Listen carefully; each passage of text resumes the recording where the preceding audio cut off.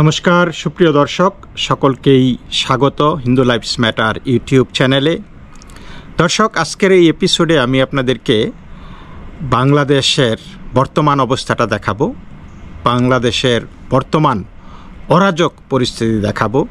জেএনজির বাংলাদেশ, বৈষম্য বিরোধী বাংলাদেশ, শান্তিতে নোবেল পাওয়া ডক্টর মোহাম্মদ ইউনূসের অশান্তির বাংলাদেশের চিত্র দেখাবো। আশ্চর্য হয়ে যাবেন যে দেশটা খারাপ ছিল, কিন্তু দেশটাকে জঘন্য করে ফেলেছে এই ডক্টর মোহাম্মদ ইউনূস এই মাত্র তার 1 মাসের শাসনামলে। দর্শক, পূজা উপলক্ষে দুর্গাপূজা আসতেছে, আপনারা জানেন। মন্দির ভাঙ্গার উৎসব এটা বলা যায়, প্রতিমা ভাঙ্গার উৎসব। আমরা যেমন হিন্দুরা পূজার উৎসব করি, সনাতন ধর্মাবলম্বীরা আমাদের সবচাইতে ধর্মীয় বড় উৎসব পালন করি, আর মুসলমানরা এই সময়ে করে মূর্তি ভাঙ্গার উৎসব। তো সেটা শুরু হয়েছে এবং সেটা সামাল দেওয়ার কোনো বিষয় আমরা দেখতেছি না। সরকার নির্বিকার এবং একই সাথে সরকার আমাদেরকে কিছু ডাইরেক্টিভ দিয়ে দিয়েছে এই পূজায় আমরা কি করতে পারবো, কি করতে পারবো না। শুনুন এক উপদেষ্টার, মানে স্বরাষ্ট্র উপদেষ্টার মুখের বয়ান। যেটা আজান ও নামাজের সময় যেন কোনো বাদ্যযন্ত্র বা মাইকের ব্যবহার নিয়ন্ত্রণ রাখা, মাইক সেই সময় বন্ধই রাখতে হবে। এটাও ভাই আমাদের সাথে এগ্রি করছে। আজানের কমের পক্ষে 5 মিনিট আগেই এই ধরনের কার্যকলাপ বন্ধ রাখতে হবে এবং নামাজ শেষ হওয়া পর্যন্ত এই ধরনের কার্যকলাপ বন্ধ রাখতে হবে।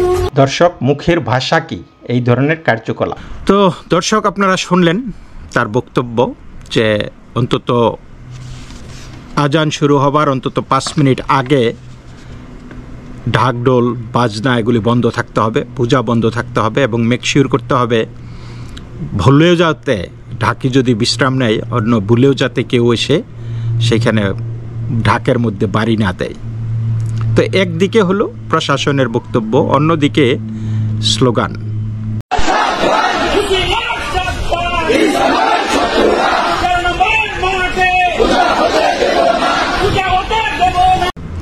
সো দেখলেন, এটা তাদের দেশ, এখানে আমাদের কোনো অধিকার নাই। আমরা আমাদের অধিকার অনুযায়ী আমরা জীবন ধারণ করতে পারবো না, আমাদের ধর্মীয় অনুষ্ঠান আদি করতে পারবো না, এটা তারা বলে গেল।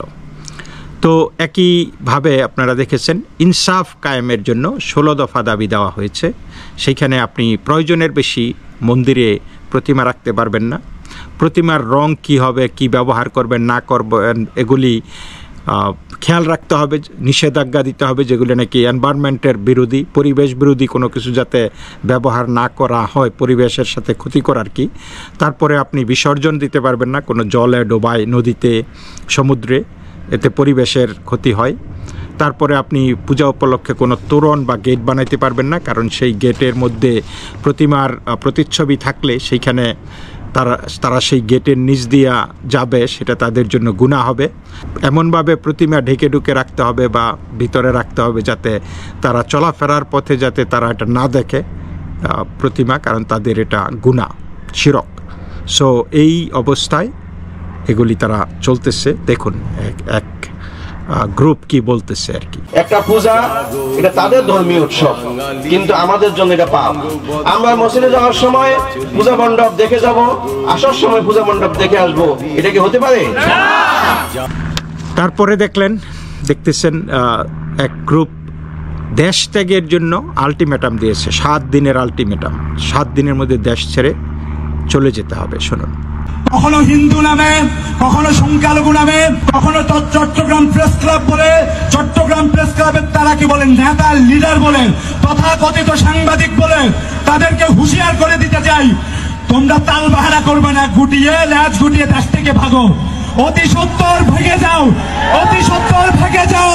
তোমার বাবারা ভেগে গেছে, তোমার দাদারা ভেগে গেছে, শেখ হাসিনা ভেগে গেছে।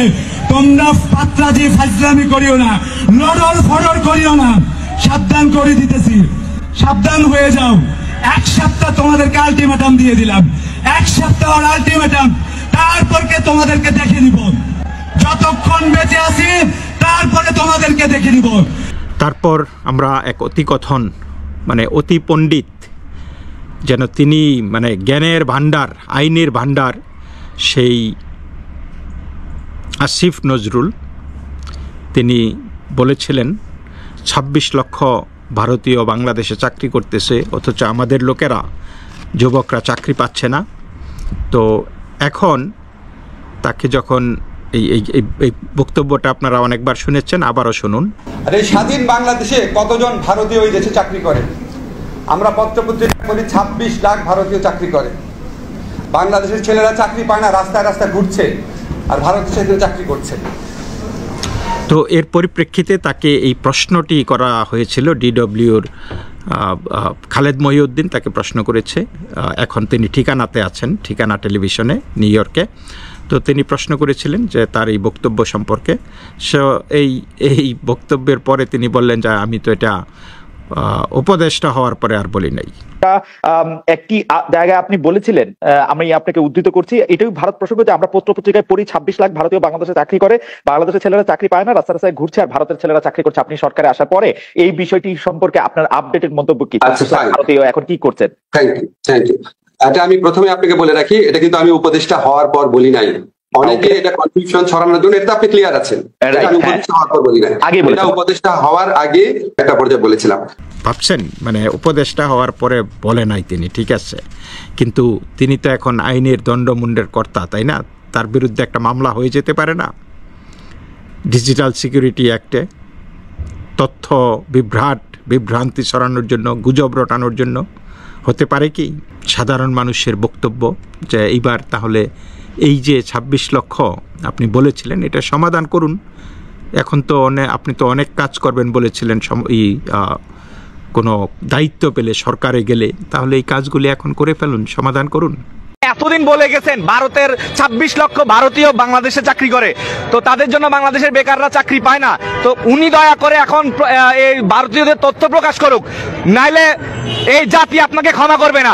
আপনি এতদিন গুজব ছড়ায় আসছেন ২৬ লক্ষ ভারতীয় বাংলাদেশে চাকরি করে, এখন আপনি কোথায়? এখন আপনি তো মস্তনে আছেন, আপনি তো এখন উপদেষ্টা হয়েছেন, আপনি এখন এদের সম্পদের, আপনাদের এই ভারতীয় যারা চাকরি করেন তাদেরকে আপনি তাদের তথ্য প্রকাশ করুন, তারা কোন কোন জায়গায় কতজন লোক চাকরি করতেছে, সেই হিসাবটা আপনি দেন। বাংলাদেশ জাতি এটা জানতে চায়, এটা সবার প্রশ্ন। এতদিন ধরে বাংলাদেশে এত গুজব ছড়াইছেন, এই গুজবকারী আপনি এখন ক্ষমতায় বসছেন, আপনারা এখন দেশ চালাতে পারেন না বলেই দেশে বড় ধরনের বিশৃঙ্খলা সৃষ্টি হচ্ছে।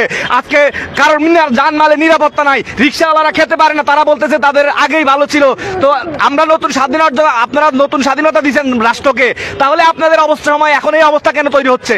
আজকে কারোর নিরাপত্তা নাই, হিন্দুদের নিরাপত্তা নাই, কারখানার শ্রমিকদের নিরাপত্তা নাই, কারখানার নিরাপত্তা নাই। তারপর দেখুন দর্শক, আপনাদেরকে দেখাচ্ছি, এই যে বুরকার নিচে খেমটান আছে, বুরকার নিচ থেকে দেখুন কত বড় অস্ত্র বের হচ্ছে, সাইলেন্সার লাগানো অস্ত্র, রাইফেল, এবং এইখানে কিন্তু আশেপাশে কিন্তু কোনো পুলিশ মিলিটারি নাই, এটা টোটালি বিক্ষুব্ধ জনতা। এই যে এত শত শত মানুষ মারা গেল, এবং যেখানে পুলিশ ছিল না সেই জায়গায়ও মারা গেছে, আমরা সেই রহস্যগুলি এখন বের হচ্ছে যে এই বেটির কাছে, বুরকাওয়ালি বেটি বা বেটি না বেটা উই ডোন্ট নো, মানে তার বডির গড়ন দেখলে মনে হচ্ছে বেটি বা বেটা, আর বেটি হইলেও সে মানে হাইলি ট্রেন্ড না হলে, কোনো কিছু এলিট ফোর্স না হলে এগুলির তো নিয়ে ঘুরার কথা না, তাই না? এবং এই ধরনের স্নাইপাররাই কিন্তু এই হত্যাকাণ্ডগুলি ঘটিয়েছে, অথচ এই ব্যাপারে পুরাটাই তারা দোষ দিয়েছে ছাত্রলীগের ওপর, পুলিশের ওপর। এতগুলি পুলিশ মারা হয়েছে, শত শত পুলিশ, সেই পুলিশের কোনো বিচার হয় নাই, পুলিশ কতজন মারা গেছে সেটার পূর্ণাঙ্গ একটা লিস্টও হয় নাই, কোনো কেসও হয় নাই। কার কাছে আপনি কেস দিবেন? পুলিশ আর কেস টেস নেয় না এখন, পুলিশ শুধু কেস নিবে তারা যেটা দিবে, সাধারণ ভুক্তভোগী মানুষের তারা কেস নিচ্ছে না। তো এই বাংলাদেশটা এইভাবেই তারা ভিতরে থেকে কুরে কুরে খেয়েছে, নষ্ট করেছে। এখন মানে দেশটা একদম অধঃপতনে চলে গেল। তারপরে আমি আপনাদেরকে আরেকটি ক্লিপ দেখাচ্ছি, যেখানে স্বরাষ্ট্র উপদেষ্টা এক সাংবাদিক সম্মেলনে আর কি, স্বরাষ্ট্র উপদেষ্টা ছিল এবং ক্রীড়া উপদেষ্টা আসিফ মাহমুদ সজীব ভুইয়াও সেইখানে ছিল। তো তাদেরকে একটা বিচার বহির্ভূত হত্যাকাণ্ড নিয়ে প্রশ্ন করা হয়েছে। মাননীয় উপদেষ্টা আপনার একটা প্রশ্ন, আপনারা বিচার বহির্ভূত হত্যার কথা বলছেন, যৌথ বিচারে যে হত্যা করেছে সেটা কি বিচার বহির্ভূত? মাননীয় উপদেষ্টা আপনার একটা স্যার এই প্রশ্নের উত্তর দিয়ে যান স্যার, স্যার একটা প্রশ্নের উত্তর দিয়ে যান স্যার, একটা প্রশ্ন করেছে স্যার, একটা প্রশ্ন স্যার। বিচার বহির্ভূত হত্যার বিরুদ্ধে আপনার কথা বলছেন, সেক্ষেত্রে যৌথ অভিযানে যে এই যে মারা যাচ্ছে এটা কি বিচার বহির্ভূত হত্যা না? একটু যদি বসেন যৌথ অভিযানে মারা গেছে, যৌথ অভিযানে গুলিতে তো মানে এইটা তো না না, এটা যৌথ অভিযানে মারা গেছে না, এটা যৌথ অভিযানে তো মারা যায় অপারেশনে গেলে তো 2-1 গুলি কিন্তু হবে, সেটা কি আসলে বিচার বহির্ভূত হত্যা বলা যাবে? এটা সংঘর্ষ হয়েছে, বিচার বহির্ভূত হত্যার ডেফিনিশনটা বুঝতে হবে, কিন্তু লিটারেচার তো একটা বহির্ভূত হত্যার ডেফিনিশনটা বুঝতে হবে, কিন্তু লিটারেচার তো একই, এবং সেটা কিন্তু বিচার বহির্ভূত হত্যাকাণ্ড। এটা মানে আদালতের শাস্তির মাধ্যমে তো ফাঁসি হয় নাই, তাই না? বিচারের আওতাধীন হত্যাকাণ্ড হয়েছে আপনার যদি ফাঁসি হয়। এর বাইরে যত ধরনের হেফাজতে মৃত্যু হোক বা এনকাউন্টারে মৃত্যু হোক, সংঘর্ষে মৃত্যু হোক, যাই বলেন আপনারা, যে গণপিটুনিতে মৃত্যু হোক, সবই তো বিচার বহির্ভূত হত্যাকাণ্ড, তাই না? তো ওদেরকে যে প্রশ্ন করা হয়েছিল যে এইটা বিচার বহির্ভূত হত্যাকাণ্ড কি না, তিনি বলেছিলেন যে না, এটা বিচার বহির্ভূত হত্যাকাণ্ড না।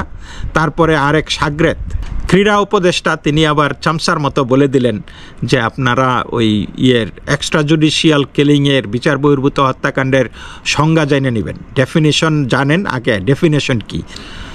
সো দর্শক, এই ধরনের উত্তর দেবার পরে আপনারা কি মনে করেন যে এই উপদেষ্টারা কোনো কিছুর যোগ্য?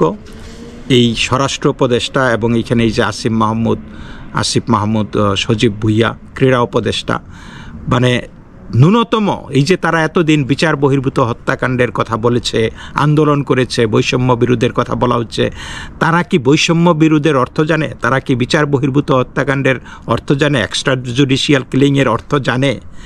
জানলে তো এই কথাগুলি বলতে পারতো না, তাই না? এবং তারা আজকে সেই সরকার চালাচ্ছে বাংলাদেশে। নরসিংদীতে গলা কেটে প্রকাশ্য দিবালোকে একজনকে হত্যা করা হয়েছে। এটা শুধু নরসিংদী না, সারা বাংলাদেশে কিন্তু এই ধরনের হত্যাকাণ্ড ঘটে চলছে অনবরত। প্রতিদিনই কোথাও না কোথাও লাশ পাওয়া যাচ্ছে, কিন্তু কোনো বিচার নাই, কোনো মামলাও হচ্ছে না।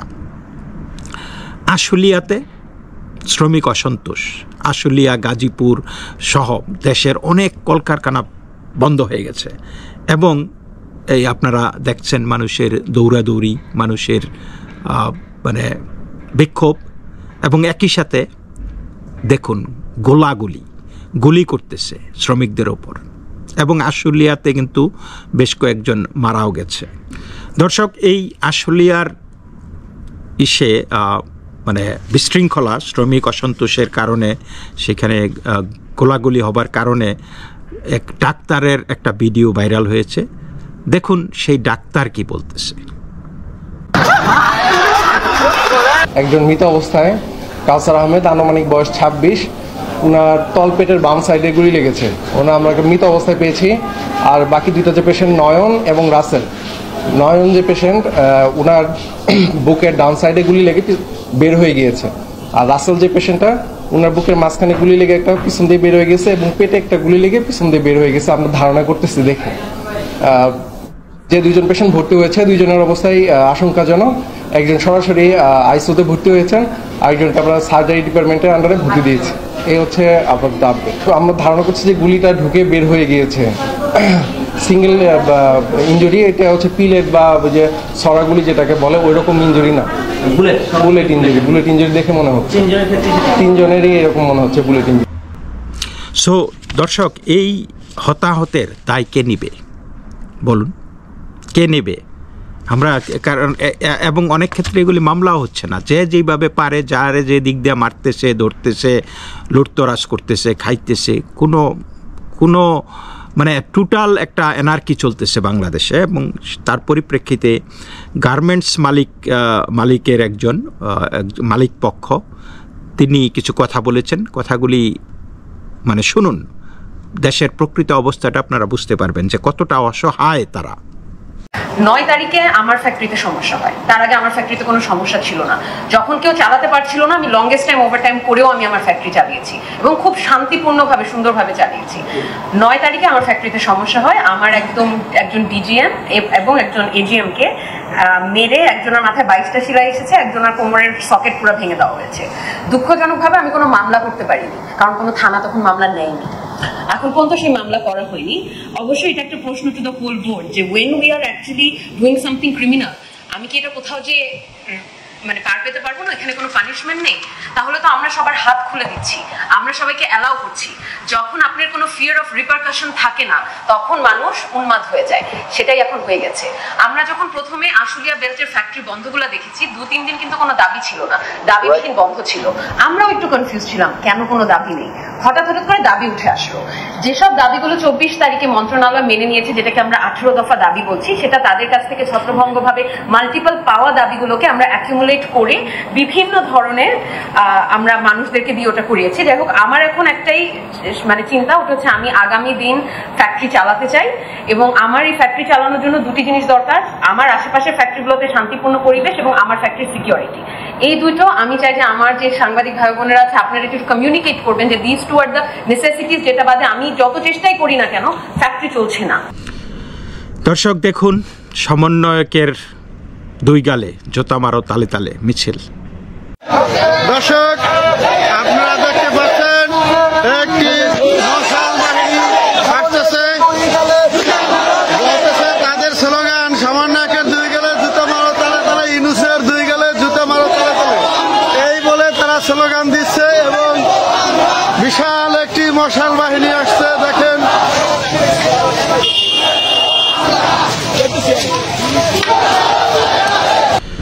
দর্শক, কেন মানুষ অতিষ্ঠ হবে না? কেন অতিষ্ঠ হবে না? কারণ সমন্বয়ক নাম এখন একটা আতঙ্কের বিষয়। আপনি সমন্বয়ক বলে সচিবালয়ে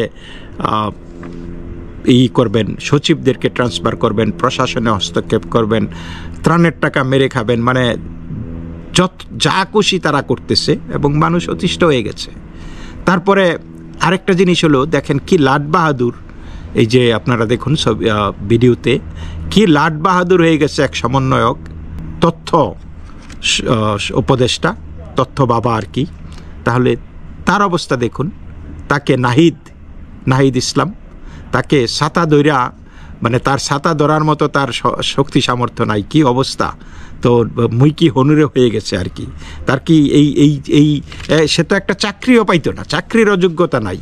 সে তার বেশভূষা দেখেন, তার চলাফেরা, মানে মানুষের সাথে যখন বসে সে তার 2 হাত সবসময় কেমন যেন একটা হইলে নাইলে 2 পায়ের নিচে রাখে, আর একটা বুকের, আর নাইলে বুকের মধ্যে ধরে, মানে অকওয়ার্ড একটা তার পশ্চার। সে যখন বসে, সে যখন দাঁড়ায়, সে যখন কথা বলে, তাকে কি কোনো শিক্ষিত ছেলে মনে হয়? কিন্তু ওই যে তাকে ওই সচিবরা তার ছাতা ধরে যাইতে হয় তার মাথার উপর, তো মানুষ তো অতিষ্ঠ হবেই। তারপরে দেখুন স্লোগান দিচ্ছে,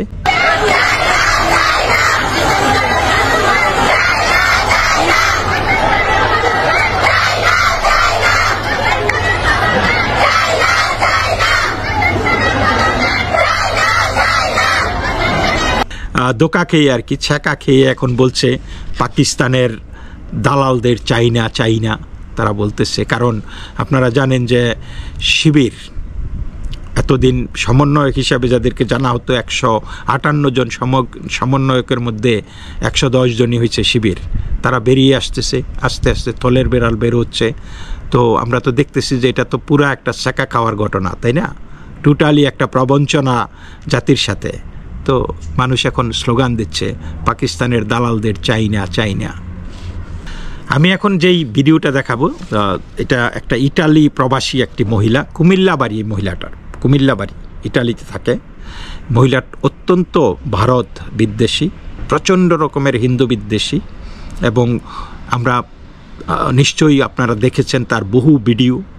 অত্যন্ত আপত্তিকর কথাবার্তা বলেছে। এই মহিলাও এখন উল্টা গিবত গাওয়া শুরু করছে যে না আমাদের তো শেখ হাসিনাই ভালো ছিল। শুনুন। দেশে যেই হারে ধ্বংসযজ্ঞ আর লুটপাট শুরু হয়েছে, এখন তো মনে হয় আপনাদের জন্য আমার চাষি ঠিক ছিল। কারণ জাতি হিসাবে আমরা এতটাই অসভ্য যে অসভ্য জাতির জন্য আমার চাচি ঠিক ছিল, আপনাদেরকে ঠিক করার জন্য আমার চাচি ঠিক ছিল। এখন তাই মনে হইতেছে আমার এক চাচি গেছে না, কিন্তু আরেক চাচি আছে। দর্শক, এইবার দেখুন সুদখোরের বিরুদ্ধে হুজুরদের উষ্মা। এই যুবকরা যদি এক ঐক্যবদ্ধ হয়ে যায় 24 ঘন্টার ভিতরে সুদখোর পলায়ন করতে বাধ্য হবে, নেশাখোর সমাজ থেকে পলায়ন করতে বাধ্য হবে। হাত তুলে বলো ঠিক কি না বলো। দর্শক, আরেক হুজুর বলতেছে যে 40 দিন লাগে নাই, 7 দিনেই খেল খতম হয়ে গেছে ইউনুস। 7 দিনেই যত মানে, যদিও আমি তারা যেটা বলে আর কি, ইসলাম যেইভাবে আগায় যে ওই LGBTQ যারা সমকামী আছে, যারা রূপান্তরিত আছে, মানে তাদের অধিকার নিয়ে তাদের বিন্দুমাত্র মাথা ব্যথা নেই বা তাদেরকে তারা মানুষ বলেই গণ্য করে না, আমি সেটার বিরোধী। তারপরেও বলবো যে এই সরকারকে তো তারাই আমন্ত্রণ করে নিয়ে এসেছে, তাই না? তারাই এই সরকার কায়েম করেছে, এখন তারাই কিন্তু এই সরকারের বিষয়ে অনেকটাই নাখোশ বোঝা যাচ্ছে। তারপরে আর আমরা তো 40 দিন লাগে নাই, 7 দিনের মাথায় আমরা মাশাআল্লাহ ট্রান্সজেন্ডার, সুদ, পশ্চিমাদের দাস, এমন কিছু মানুষকে আমরা আমাদের মাথার উপরে নিয়ে চলে আসলাম। আল্লাহ আমাদেরকে বোঝার তৌফিক দান। ছাত্র ছাত্রীদের তো আপনারা বিষয়টা জানেনই যে কিভাবে এই বাংলাদেশে এই 5ই আগস্টের পরে সবচাইতে বেশি নির্যাতিত হলো সংখ্যালঘুরা, তারপরে হয়েছে পুলিশ, তারপরে হয়েছে শিক্ষক শিক্ষিকারা।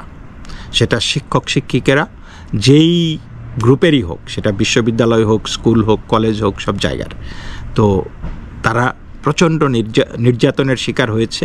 তো এরকম এক শিক্ষককে স্কুল থেকে বের করে দেওয়া হয়েছিল বিক্ষোভ করে ছাত্রীরা। তারপরে এখন আবার আরেক পক্ষ দাঁড়িয়ে গেছে তাকে ফিরিয়ে আনার জন্য। তো এদের মধ্যে এখন পাল্টা বিক্ষোভ চলতেছে। দেখুন, তাদের সাবেক প্রধান শিক্ষককে পুনরায় গদিতে বসাতে চায় এবং আরেকটি গ্রুপ তারা সেই শিক্ষককে কোনোভাবে গদিতে বসতে দিবে না। শিক্ষকদেরও তেমনি দুটো গ্রুপ তৈরি হয়েছে এবং আজ সকালে শিক্ষক এবং শিক্ষার্থী উভয়ের মধ্যেই কিন্তু হাতাহাতির ঘটনা ঘটে এবং সেই ঘটনায় অনেক শিক্ষার্থী আহত হয়েছে, অভিভাবক আহত হয়েছে। আমরা সেই অভিভাবক এবং শিক্ষার্থীদের কথা শুনেছি। এখানে দেখছেন আমার পিছনে সেই শিক্ষার্থীরা রয়েছেন যারা বিভিন্ন গ্রুপে বিভক্ত হয়ে কিন্তু তারা সেই কথাগুলো তুলে ধরছেন এবং ঘটনাস্থলে এখন পর্যন্ত। তো যেই কোটা আন্দোলনের জনক যাকে বলা হয় বিপি নূর, তিনি কোটা আন্দোলন শুরু করেছিলেন, ইলিয়াস কাঞ্চন তারা। তো সেই বিপি নূরও বলতেছে যে সরকার এটা কি চাইলাম কোটা, পাইলাম সরকার। তাহলে তার বক্তব্যটা একটু শুনুন, মানে খুবই গুরুত্বপূর্ণ, যদিও আমি তাকে লাইক করি না, মানে বক্তব্যটা খুবই গুরুত্বপূর্ণ। আমাদের দাবি ছিল কোটা, এখন আমরা ডিসি অফিস আমরা চালাবো, এসপি অফিস আমরা চালাবো, সচিবালয়ে বসে ডিসি নিয়োগ আমরা দেবো, এসপি নিয়োগ আমরা দেবো, সচিব নিয়োগ আমরা দেবো। এটা বোধহয় অতি বাড়াবাড়ি এবং এটা অনাকাঙ্ক্ষিত একটা পরিস্থিতি তৈরি করবে, যেটা কারোই কাম্য নয়। আমি মনে করি তাদেরকে তাদের ক্যাম্পাসে এখন শিক্ষাঙ্গনে শিক্ষা কার্যক্রমে ফিরে যাওয়া উচিত। এখানে এখন যেটা বিভিন্ন জায়গায় যে মব জাস্টিস চলছে, যে আপনার দেখা যায় কেউ ছাত্র না, আবার 2-4 জন ছাত্র, একজন ছাত্র নেতা, তার সাথে 40-50 জন ধরে নিয়ে একটা প্রতিষ্ঠানে যে ম্যানেজার তাকে বলছে আপনাকে পদত্যাগ করতে হবে। কোনো ব্যাংকে গিয়ে বলছে যে আমরা ওই আহত ছাত্রদের সহযোগিতা করতেছি, বন্যার্থদের জন্য ফান্ড তুলতেছি, আমাদেরকে আপনার CSRS থেকে আমাদেরকে 1 কোটি টাকা দেন, আমাদেরকে 10 লাখ টাকা দেন, আমাদেরকে 5 লাখ টাকা দেন। মানে একটা হরিলুট বলতে পারেন, কিছুটা এটা চলছে। এখন কে করছে, কোথায় করছে, কে কার দায় নিচ্ছে, সেটা কেউ নিতে চাচ্ছে না কোথাও। এইটা কেন হচ্ছে? কারণ এখন আপনি যদি সব জায়গায় যদি এই ছাত্র জনতা বলে আপনার বিশ্ববিদ্যালয়ের 3rd ইয়ার 4th ইয়ার ছাত্রদেরকে নিয়ে যদি আপনি সব কাজ করতে চান, সবকিছু জন্য একটা অভিজ্ঞতার প্রয়োজন আছে। আল্লাহ নবীকে, ইসলাম ধর্মের প্রবর্তক, বিশ্বের সর্বশ্রেষ্ঠ মহামানব, তাকে নবুয়ত দিয়েছে 40 বছর বয়সে। সবকিছুর জন্য তো একটা ম্যাচুরিটি, একটা অভিজ্ঞতার দরকার আছে। গ্রাজুয়েশন শেষ হয় নাই, 3rd ইয়ারের পরে কিংবা গ্রাজুয়েশন লেভেলে আছে, তাকে দিয়ে যদি আপনি রাষ্ট্র চালাতে চান, অনেক ক্ষেত্রে কিন্তু সেটা হিতে বিপরীত হবে এবং এখন অনেক ক্ষেত্রে তাই হচ্ছে। রাজনৈতিক দলগুলো এই বিশেষ করে অনেক ক্ষেত্রে এই ছাত্র আন্দোলনের নেতৃবৃন্দ অনেকে মুখোমুখি দাঁড়াচ্ছে। তারপরে আমি এখন যে ভিডিওটা দেখাবো সেটা হলো American international university of Bangladesh. এই ইউনিভার্সিটির একটি সাকসেস, তারা তাদের সাফল্য তারা উদযাপন করতে গিয়ে বক্তা বলতেছিল যে আমাদের এই AIUB বাংলাদেশের একটা অন্যতম বিশ্ববিদ্যালয়, এইখান থেকে লিডারশিপ তৈরি হয় এবং এই ইউনিভার্সিটির ছাত্রদের মধ্যে ছিল বিশ্ব ওয়ার্ল্ড অলরাউন্ডার সাকিব আল হাসান এবং ক্রিকেটার মাহমুদুল্লাহ রিয়াদ। এই কথা বলার পরে বিশেষত সাকিবের বিষয়ে মানে তারা গুমরানি শুরু করছে আর কি, আপনারা শুনবেন। এবং তারপরে সেই বক্তাই আবার বলেছে আচ্ছা আমি বুঝেছি, আপনাদের মনের পালস আমি বুঝে গেছি, তো আপনারা ওয়েলকাম টু, আমি আবার মানুষকে ওয়েলকাম টু নিউ বাংলাদেশ, জেএনজির বাংলাদেশে স্বাগতম জানাই। শুনুন তার এই ক্লিপটা। AIUB, one of the leading university of Bangladesh where leaders are created. এই অধ্যয়ন করেছেন বিশ্বসেরা অলরাউন্ডার সাকিব আল হাসান, মাহমুদুল্লাহ রিয়াদ।